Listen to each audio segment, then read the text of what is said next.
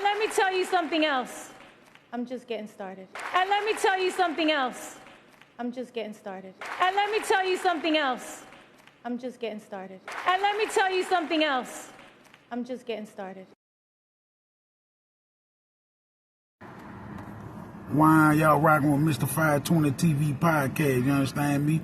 I'm about to give y'all a little prison story, you feel me?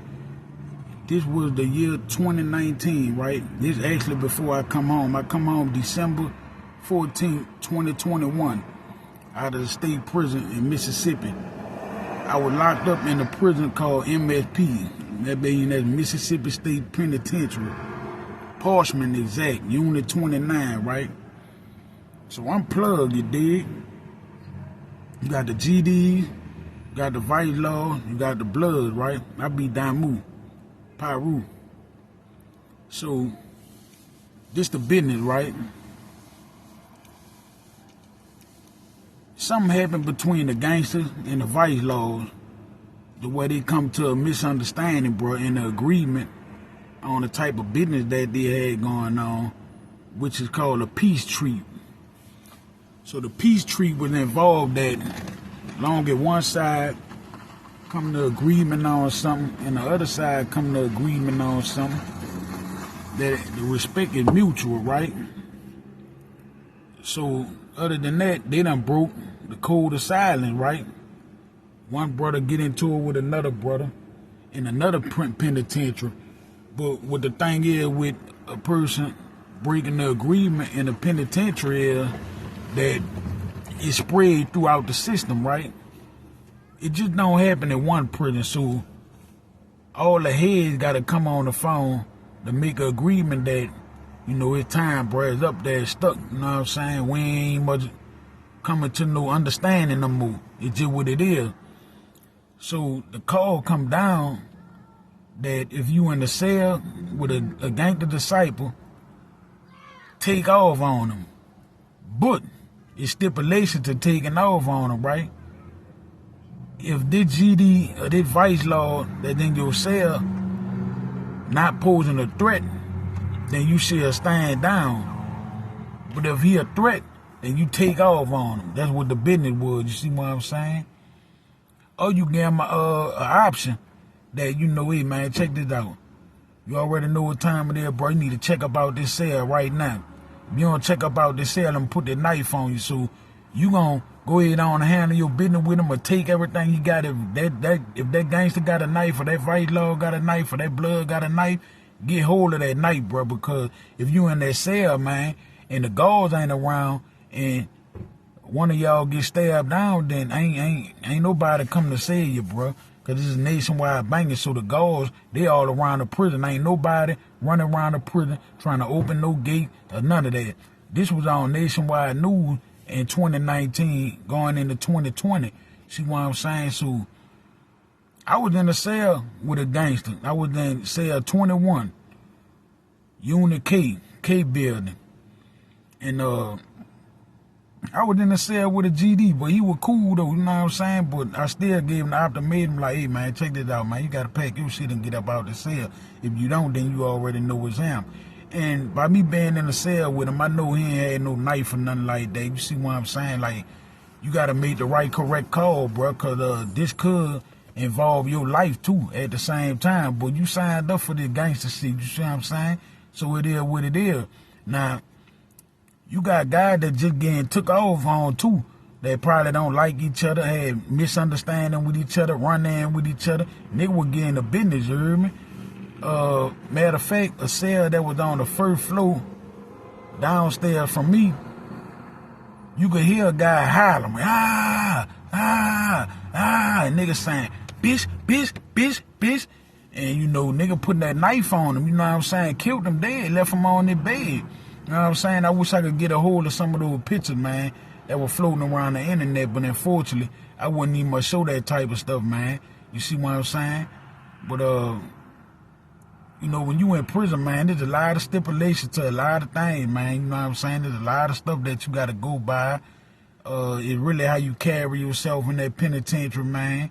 You know what I'm saying? And you just got to hold up for whatever you do, you know what I'm saying? You just got to be a man, first of all. Be a man, be yourself, And, you know, most important thing is mind your own business, man. Don't jump involved in no business that don't involve in you or your family, bro, or your precinct or whatever. You see what I'm saying? But up in there, it's unity. That means whatever branch of vice law you with, all y'all come together. It don't matter if you mafia. It don't matter if you dub, single line. You know, it don't really matter like what branch of family that you come from, because it's unity, universal. It don't matter if you're a blood, because the blood was plugged in with the vice law under the 5-pointed star. You see what I'm saying? You know, you got to go, man. And I had gained a lot of rank up in that prison, man. You know what I'm saying? I was a universal enforcer. That means I govern all laws. You know what I'm saying? That means we have conference calls. I be online with the head state. I be online with people that from Chicago. I be online with New York. I be online with a lot of people, you know what I'm saying, in the state of Mississippi too. And still do since I'm home, you know what I'm saying. I'm still plugged. See what I'm saying? But the thing is, man, if you know you can't handle that time, don't do the crime, bro. Cause prison ain't for everybody, man, you know what I'm saying? You can get in that thing, bro, in that beam, man, and people run off on you, bro. Like the first year, a couple months, they'll be there for you. But then you got to understand and realize that, you know, your family on the outside, you know, bills still going on, you know, they raising the rent, the price of food going up. As you can see now, things high. You used to go in McDonald's, you could get a meal for like $5, $6, probably cheaper than that. Now a whole meal down there $15, $13. So that tell you that the food prices are going up. But if you got any type of hustle about yourself, then you know how to survive in that thing. You know what I'm saying? Like, I ain't called home for much, you know what I'm saying? Unless I just wanted to see where a family member was at or a friend was at, just to see if, you know, they still got love for a nigga. You see what I'm saying? Me, I hustle myself. I sold K2 sheets. I sold zips of weed, sacks of weed. I sold ice, spice, phones, chargers, OC powder, whatever I had got my hands on to sell. Pound of tobacco, quarter of tobacco, cigarettes, food. I just was a hustler by nature, you know what I'm saying? Because I'm like, dang, I'm not about to sit up in here and be calling home begging my folk for nothing, you know what I'm saying? I come from the street with a hustle. So why I can't hustle in the penitentiary like that? Get a whole phone. I've been having a phone my whole 13-year juice. Like, I never went out with a phone. Like, if my phone got took by a police, you know what I'm saying, I'm about to get one right back. The phone used to go up to $350 to $500. Now, if you in a facility that you got red and white pants on, it's kind of hard to get them in because the security kind of tight. You see what I'm saying? Like, the picture that on my thumbnail, I was in a facility with red and white on. You know what I'm saying? Like, phones up in there go for $1,000. So if you hustling and you making that money, you ain't got, you know, you don't mind paying that price for that phone. You know what I'm saying? That's just what it is. I had green dot cards,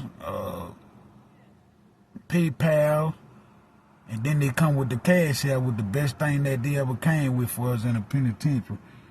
Some of us used to get hold of cash money, you know what I'm saying? Free world food that, you know, you could pay somebody to bring you some food in. You know, I would eat shrimps, lobster, pasta, fried chicken.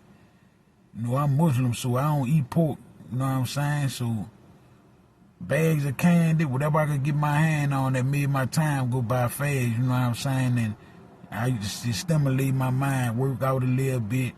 You know what I'm saying? And most of the time, I used to be on the phone just joked out, you know what I'm saying? With my girl, family member, you know, just helping, you know, just touching base with the world. That's why when I got out of prison, a phone wasn't nothing for me to work. Because I was already working and when I was in there. And time wasn't nothing for me to catch up with the world because I'm watching the world spin around up in there. Like, I came home and I just jumped right into whatever was going on in the free world, bro. You know what I'm saying? Like, it ain't easy, man, being out here, you know, now, bro. Money that you said when you was in prison, when you get out, you know, you was sitting on that stuff. Now, you home, you can't sit on it because things are so high, man. And then, you know, when you did that much time like I did, the thing that you left home, it ain't there no more. The clothes, it's out of date. So you gotta go spend money, and you ain't making the type of money as quick enough that you were making in prison. Like, man, I send $1,000 home, or send $1,000, 500 to my girl, or help my sister out with a few bills or something, you know what I'm saying? And bro, I make that stuff like right back within the next 30 minutes or an hour or something. Like, it wasn't nothing. You know what I'm saying? Like, I used to pay a CO, my girl to send a CO like $3,000 or something for me to get my sheets in or something, you know, whatever he chose. You see what I'm saying? I used to get like 40, 50 sheets of K2 in. Sometimes, you know, we used to just write on the paper and just send it through the mail. It was sweet like that, you know what I'm saying?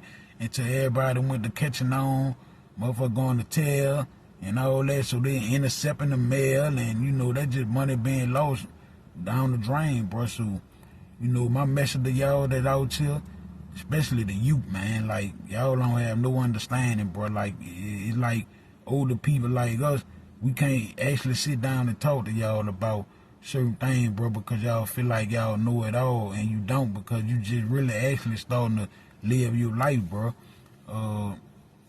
Prison ain't for everybody, man. Think about you getting a life sentence, 2 life sentences, you never coming home, you gotta die in that thing, man.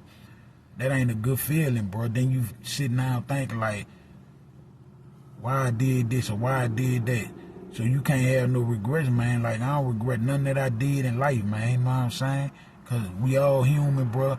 And we come with mistakes, and we gonna make mistakes. And, you know, life just full of flaws, bro. You know what I'm saying? But the thing is that you be a man or a woman and accept and admit your flaws, and, you know, and just keep on pushing, man. Try to be the best that you can. That's all you can be, you know what I'm saying? Change come with progress. So, you know, like I always tell a person, when you want change, you got to change people, place, and the thing. That's the first thing, admitting thing, bro. Like I say, ain't nobody in the world perfect, man. You know what I'm saying? We're going to mess up, but it's up to you to correct those mistakes that you made in life, man. That go with anybody, you see what I'm saying? So that's just my game to y'all, bro, about the penitentiary, and you know how things could easily get turned deadly. Like, I done seen people get raped in prison. I mean, I done been in stabbings, bangings, you know, all that type of stuff, man. And through all that 13 years, I survived, bro. I always knew I had to outdate, you know what I'm saying? Like, this ain't forever. Like, I got to go home. They can't hold me forever. It's gonna come a day where I'm gonna get out of here. In 2009, when I got locked up, and they was saying 15 years, and I was looking at 2024, my release date. I'm like, damn, boy, that's a long time. I can't even see 2024. But, you know, by the grace of Allah, you know what I'm saying? By the hands of God, the Almighty above, you know, that time came, man, and I made my time, you know, I choose wisely, man, of what I did in prison. So, you know, y'all just be careful, man, and try to think smart, man. A man can't think, won't think, bound to make a whole ship sink, man. Y'all rock on Mr. 520 TV, man.